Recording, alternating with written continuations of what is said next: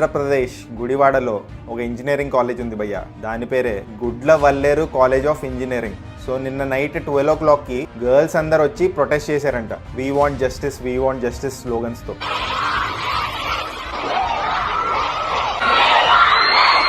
అసలు ఏం జరిగింది, వాళ్ళు జస్టిస్ ఎందుకు కోరుకుంటున్నారో ఈ వీడియోలో చూద్దాం.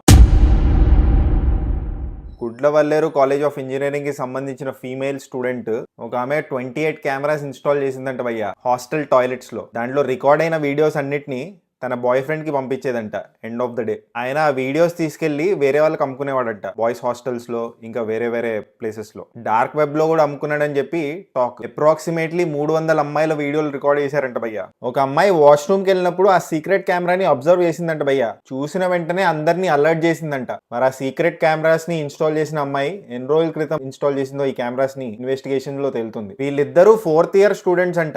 ఇంజనీరింగ్